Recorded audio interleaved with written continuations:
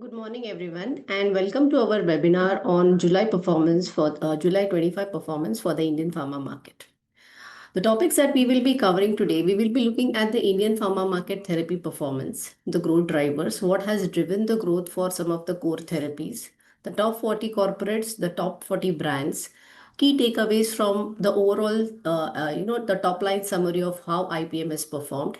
Then we will also be looking at the sales trend in the GLP-1 agonist market since everybody is tracking this market of late and there's a lot of discussion that's happening around this market and a curtain raiser to IPM Diaries episode 7. So to start with, we go with the IPM therapy performance. The market for the month of July has grown by close to 7.9%, while the unit growth is quite stagnant. Amongst the top therapies, cardiac, anti-diabetes, and respiratory. These three therapies are the ones which are showing a robust value growth as well as unit growth. While there are many other therapies which are with a positive value growth, unit growth seems to be a challenge for most of them. Then we look at the growth drivers. What has driven the growth for the IPM over the last months? So even for the month of July, it is mainly the new introductions and price-driven growth which is driving the growth of the market. Now, this is for the overall Indian pharma market, not necessarily true for the individual therapies. So if we look at the individual therapies, what we see is the cardiac segment and the anti-infective segment. These are the two segments which for the month have shown a relatively strong volume-driven growth.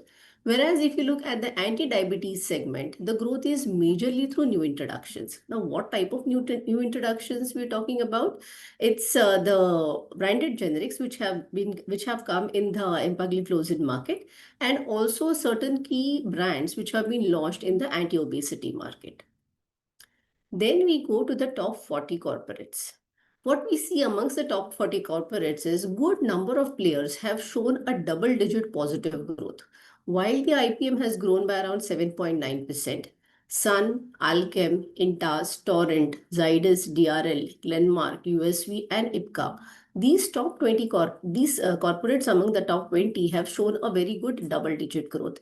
And if you see, even the unit growth for majority of them is on a positive side, except for Glenmark. Then we go to the next 20 companies from rank 21 to 40. Over here, majority of the players are on a positive side of growth as far as the value growth is concerned. And there are four companies, Ajanta, Corona, Bayer, and Nutricia, which have shown a double-digit value growth. If you look at the unit growth as well, then we see that the unit growth for Ajanta, Corona, and Nutricia have been on a positive track as well. Then we move to the top 40 brands. Now what we see is GSK and USV, Augmentin and Glycomed GP, they stand at a MAT level. They stand at the number 1 and number 2 position, maintaining their stronghold for quite some time now. For the month of July, it is Mixtard which has moved to the number 2 position. If I were to look at the growth of different brands, we see amongst the top 20 brands, it is Mixtard, Thyronam, Telma, and Silacar, as well as Augmentin. These are the brands which have shown a double-digit value growth as well as unit growth. Then coming to the next 20 brands, ranked 21 to 40. Amongst the next 20 brands, it is Lantus, Brilenta, and Vertin, which have shown a very robust double-digit value as well as unit growth. Now, there are some other brands as well, which have shown a positive value and unit growth. For example, EcoSprint AV, then even Levipil, they have shown a double-digit value growth while the unit growth stays single-digit. Then we come to a brief synopsis or summary of the top-level analysis of the Indian pharma market. While the IPM has shown a 7.9% value growth, unit growth stays a little stagnant. The new introductions and price growth have driven the market for the month of July at an overall level. Cardiac and anti-infectives have a strong volume-driven growth, whereas new introductions drive the growth in the anti-diabetes segment. For the month of July, a good number of top players have shown a double-digit value growth, and in a few cases, the unit growth is also equally strong. Augmentin and Glycomed GP continue to retain their leadership position at a MAT level, and Mixtard comes to number 2 position for the month of July. Next, we move to a section wherein we will be looking at the sales trend in the GLP-1 agonist market. We have specifically taken this GLP-1 agonist market because it belongs, there is a class of drugs and we focus only on those molecules which are belonging to those class of drugs. So the GLP-1 agonist market, it continues to rank right on a strong positive trend. And if you see, it is the semaglutide and tirzepatide. These are the two molecules which continue to drive the growth of this market. If I were to look at a relatively long-term value trend of this market, what we see is a strong upward momentum of this market is seen in the month of July. This may be due to aggressive promotion of both the new launch brands in the market because now we have two brands in the injectable form in both semaglutide as well as tirzepatide. So there may be a stiff competition and aggressive promotion which may have led to this strong uptick from June to the month of July. Then we also looked at, what is the impact and how has the impact getting balanced by the semaglutide molecule. So what we have done over here, it is we have taken the last 13 months value trend for the different molecules in this GLP-1 agonist market. And if you see, it is only these two molecules which are the relatively bigger molecules. While tirzepatide has picked up significantly in the last 6 months, we had seen that there was a dip in sales of semaglutide at the time when tirzepatide was launched. However, now this gap is gradually getting filled and semaglutide seems to be going back on a revival phase.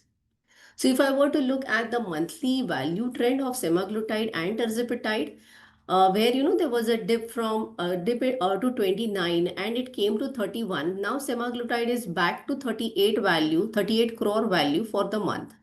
Whereas tirzepatide has actually going strong. In fact, the value for the month of July has almost doubled.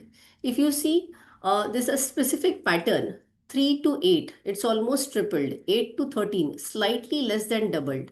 13 to 26 almost doubled and 26 to 47 also doubled, almost doubled. So basically month on month, Monjaro seems to be doubling its value since the time of launch. Now, while Ribelsis has picked up, what we are also seeing is since the value, if you see the value has moved from 3 to 7 over here. But in terms of quantity consumption, Monjaro has actually got a significant patient base in the last 6 months. Though Wegovy has a strong prescriber base because of Ribelsis, a substantial promotion may be needed to reach the patient base of Monjaro, especially in this injectable market.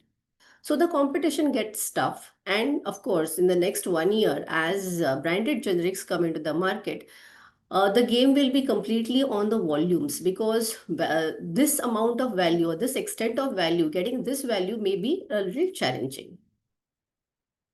Next, we go to our introduction to the IPM Diaries episode 7. IPM Diaries, it's an initiative from PharmaRack that focuses on strategic areas that drive exponential growth of the Indian pharma market. The earlier topics of the IPM diaries were power of mother brand, strategic partnerships in Indian pharma market, evolution of lifestyle diseases and how they have shaped the Indian pharma market, growth levers of the Indian healthcare industry, the Davids and Goliaths of the pharma industry who collectively strengthened the Indian pharma market. And the last episode that we had 2 months back was role of MNCs in driving the growth of the Indian pharma market. In the next episode that will be done in the month of August, we focus on biologics and biosimilars changing the canvas of the Indian pharma market. Now, why do we choose this topic? So if you see today, the biosimilars market is almost 3,900 crore market. And if I were to look at the CAGR, it is growing at almost 15%. They have a significant contribution in some of the key therapies of IPM today. So in the biosimilars that are available, anti-neoplastics, almost 50% of the contribution is through the anti-neoplastic segment, followed by blood-related hormones, pain analgesics, and gynec. So these 4-5 therapy areas are the therapy areas which strongly have a biosimilars component in them. In terms of efficacy, the biosimilars are to a good extent at par with the biologics, in addition to being quite economical. With changing landscape of disease patterns and associated complications, biologics and biosimilars play a critical role in the Indian pharma market. Conventional biologics like vaccines, insulins, immunoglobulins, etc., have existed in the IPM for quite some time now, but the landscape or the disease landscape itself is changing. So, in this episode, we explore why biologics and biosimilars will gradually increase dominance in the global as well as domestic pharma market, and what it means to the Indian pharma industry and the general population seeking treatment in the key critical disease areas. So this webinar we will be conducting on 21st August, that is a Thursday at 10:30 a.m. and the link for the webinar will be shared soon. In case you want access to any of the older webinars or the presentations of the older webinars, you can connect with me on this email ID. So that was all for our analysis of the market, that has how the market has performed, how the GLP-1 agonist market has picking up, and some glimpse of the biosimilars and biologics market, why the need to understand this market better, and how this market is going to drive the Indian pharma market in the future, actually in the near future, because we will do a complete analysis of how the biologics, biosimilars have also managed to get adopted. The Indian population has adopted these medications.